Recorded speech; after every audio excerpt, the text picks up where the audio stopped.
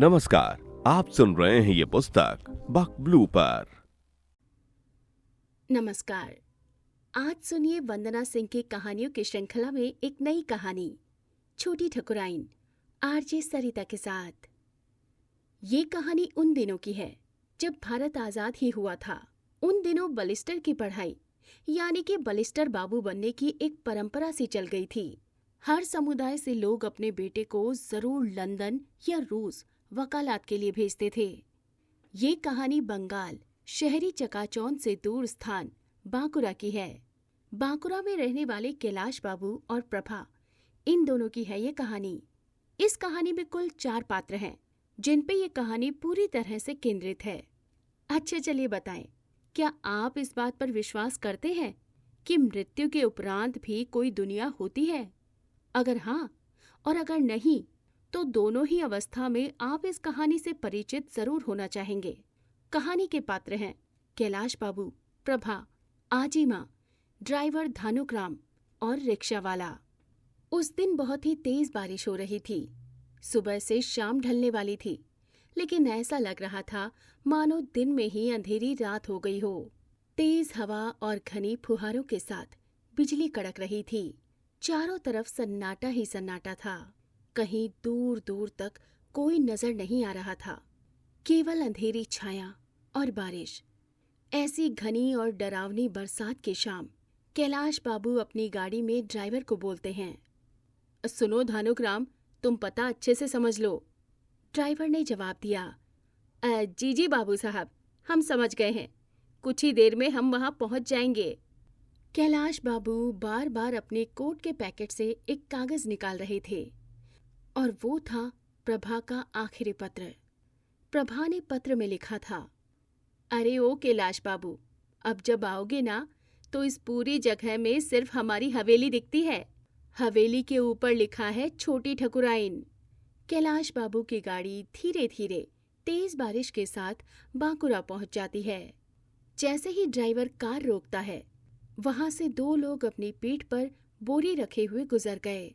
Driver car का दरवाजा खोलता है, छाता निकालता है और कहता है, बाबू साहब आइए, हवेली की तरफ चलते हैं।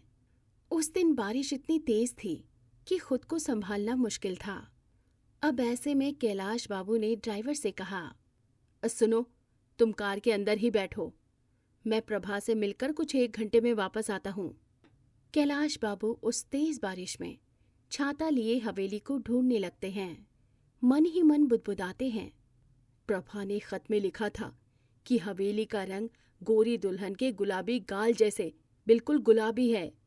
दूर से ही चमकती है हमारी हवेली, लेकिन यहाँ तो कोई भी और गुलाबी रंग से पुती हुई हवेली नहीं दिख रही।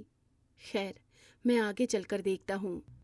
उस अंधेरी शाम में तेज बारिश के साथ कैलाश बाबू के जूतों की आवाज मानो एक अलग डरावना सा एहसास दे रही थी। एक तो चारों तरफ सन्नाटा, डरावनी सी बारिश की आवाजें और उस पर आस पास किसी का ना होना। इधर उधर नजर घुमाते हुए अचानक से कैलाश बाबू की नजर एक धुंधली सी बिजलियों की चमक के साथ दिखने वाली हवेली पर पड़ी। ये क्या? इस हवेली का रंग तो बिल्कुल काला है और यहाँ कुछ भी नहीं लिखा हुआ है। प्रभा ने कहा था कि हवेली के ऊपर छोटी ठकुराइन लिखा होगा। कैलाश बाबू धीरे धीरे हवेली के मुख्य द्वार तक पहुंचते हैं। हवेली का मुख्य द्वार मानो कैलाश बाबू के इंतजार में ही खड़ा था। जैसे ही कैलाश बाबू के कदमों की आहट उस मुख्य द्वार तक पड़ी, दरवाजा अपने आप ही खुल गया। कैलाश बाबू हवेली के अंदर चलते हुए, कितना अंधेरा है, अजीब बात है, किसी ने रोशनी तक नहीं की है हवेली में। हर तरफ अंधेरा ही अंधेरा है केवल। अभी तक एक भी इंसान इस हवेली में दिख नहीं रहा मुझे। मैं और मेरी आंखें धोखा खा रही हैं या इस अजीब सी बारिश का असर है। जैसे ही कैलाश बाबू हवेली के मुख्य हॉल तक पहुंचते हैं, दरवाजे पर खड़ी आजी बाई प्रभा की हवेली में देख रेख के लिए या यूं कहें कि निगरानी के लिए रखी गई थी, उनको रोकती है। अरे रुको बाबू, रुक जाओ, मैं कहती हूँ वहीं रुक जाओ। क्या करने आए हो तुम यहाँ? क्या मिलेगा अब तुमको यहाँ पे? कुछ भी नहीं है। देख रहे हो ये काली अंधेरी रात और ये मनहूस बारिश, यही मिलेगी। यहाँ से जाओ उल्टे पांव, अभी इसी वक्त। इस द्वार से तुम लौट जाओ अभी के अभी। कैलाश बाबू उनको देखते ही पहचान लेते हैं, क्योंकि प्रभा ने खत में आजी बाई का जिक्र बहुत विस्तार से किया था। अरे आजी बाई, मुझे प्रभा से मिलना है और आप मुझे यहीं रोक रही हैं।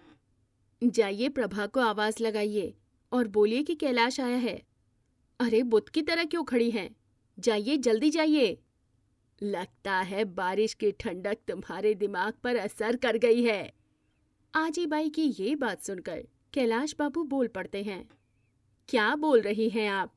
क्यों ऐसे बात कर रही हैं? हुआ क्या है आपको? जाइए, जल्दी जाकर प्रभा को बुलाइए। आजी बाई जहाँ खड़ी थी वहीं खड़ी खड़ी उनको आंखें फाड़कर देखने लगी। कुछ देर के लिए कैलाश बाबू की आंखें और आजी बाई की आंखें वार्तालाप करने लगी। ये खामोशी, ये सन्नाटा और ये अंधेरा कुछ कह रहा है क्या? कैलाश बाबू के मन में तरह तरह के विचार आंख में चोली खेल रहे थे। जैसे कितने सालों बाद देखूंगा प्रभा को, क्या कहूंगा उसको देखकर? क्या मेरे पास उसके सवालों का जवाब है? क्या उसकी आंखों में कोई दर्द की कहानी भी होगी? और जाने कैसे कैसे सवाल। कैलाश बाबू अब खुद को रोक नहीं पाते हैं और चिल्लाते हुए प्रभा को पूरी हवेली में आवाज लगाते हैं। प्रभा, प्रभा, कहाँ हो तुम? अभी तक द्वार पे तुम आई भी नहीं।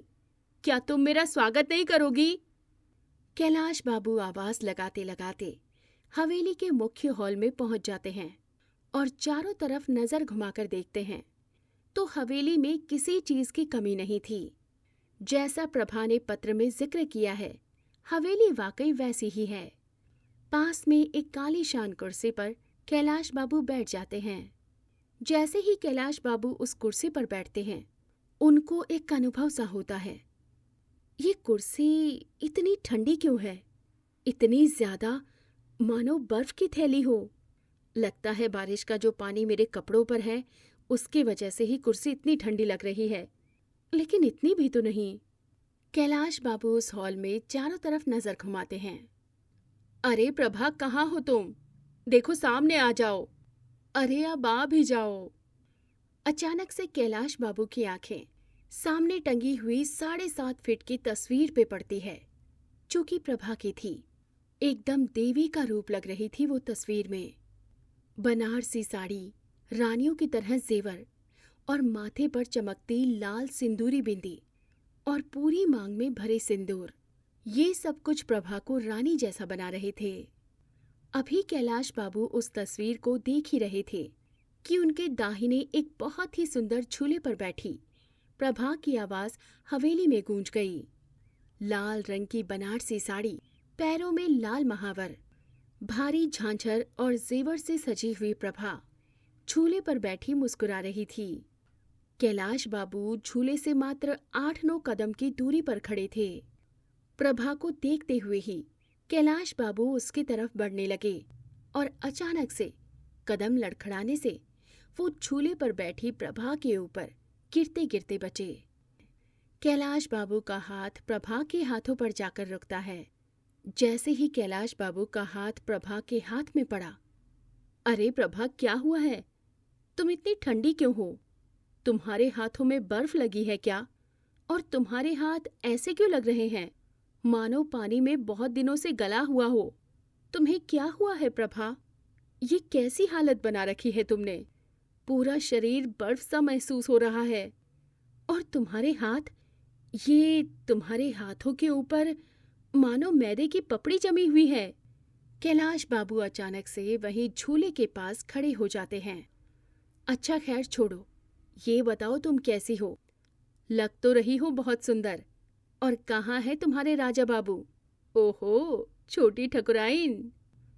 बस अभी कैलाश बाबू कुछ बोलना ही चाह रहे थे कि आजी बाई बस बोल पड़ती है। मैं अभी भी बोलती हूँ बाबू, निकल जाओ यहाँ से। अरे चले जाओ, जल्दी चले जाओ यहाँ से। नहीं तो तुम जीवन भर आज की रात नहीं भूल पाओगे। अरे आजी बाई, इतनी बारिश में भीग कर आया हूँ। मेरे लिए जरा मसाले वाली चाय, पकोड़े और अगर मच्छी है घर में तो वो तल कर ले आइए। इतने में ही बीच में प्रभा की आवाज गूंजती है। अरे आजी बाई, जल्दी जल्दी जाओ और गर्म मसाले वाली चाय, प्याज के पकोड़े, और हाँ, कैलाश बाबू को मच्छी बहुत पसंद है ना, तो थोड़ी वो भी तल के लिया। जा ना आजी बाई। कैलाश बाबू प्रभा की तरफ देखते हैं। प्रभा, तुम्हारी आंखें इतनी लाल और थोड़ी अजीब सी लग रही हैं। तुम पहले जैसी नहीं रही। बस इतना सुनने के बाद प्रभा जोर से हंसने लगी। उसके बाल मानो हवा में बिल्कुल खड़े हो गए और वो एक डरावनी हंसी में बदल गई। कैलाश बाबू प्रभा की तरफ बढ़ते हैं और जैसे ही उसके पास खड़े होते हैं तो वो देखते हैं कि फर्श पर पूरा का पूरा पानी फैला हुआ है। प्रभा, तुम तो हवेली के अंदर थी, फिर तुम बारिश में कैसे भीग गई?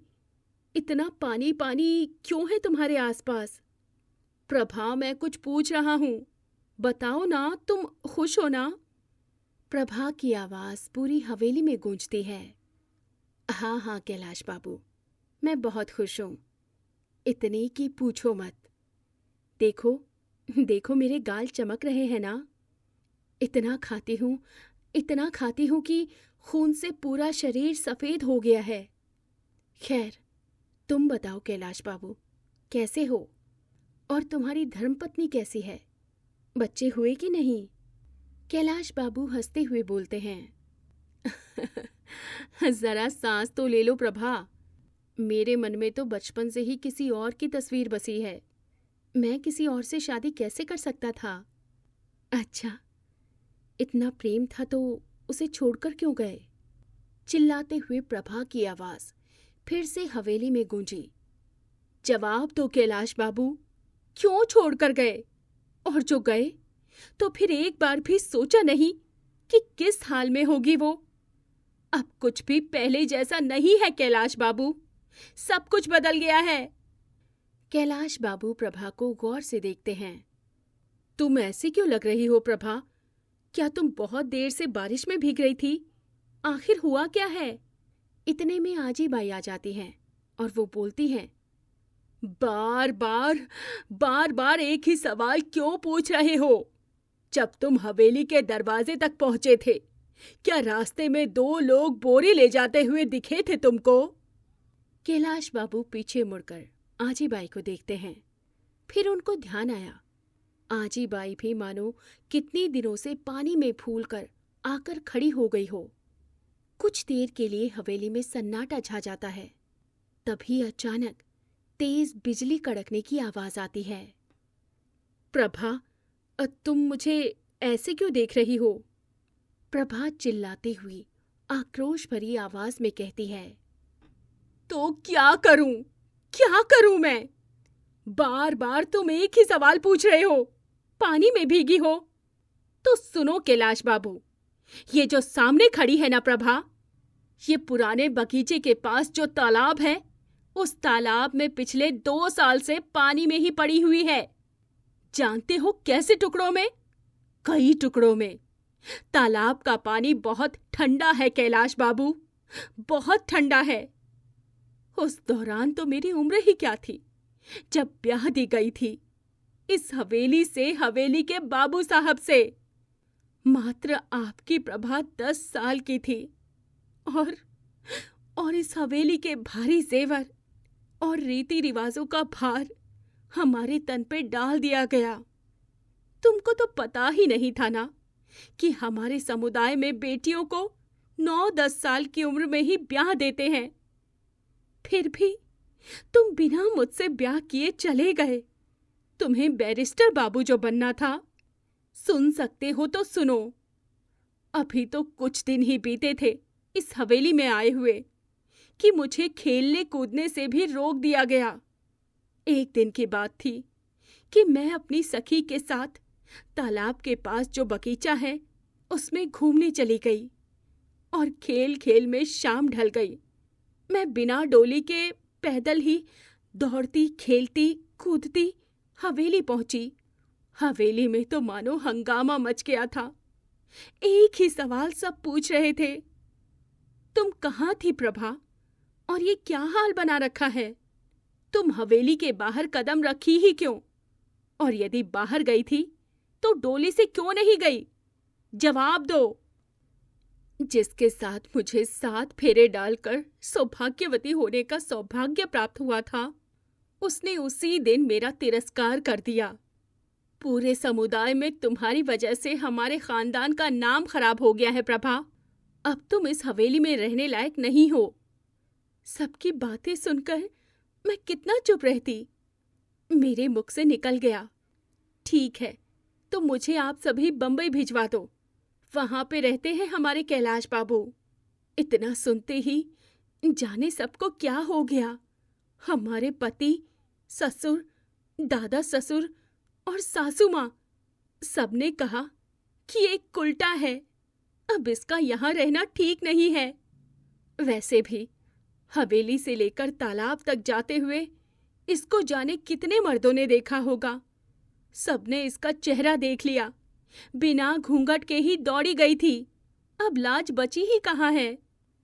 बहादुर बाबू, प्रभा के पति ने आवाज लगाई, लखिया, हरिया, ले जाओ इसे और काट के तालाब में फेंक देना। और सुनो, रात्रि के अंधेरे में ये काम करना ताकि किसी को पता न चले।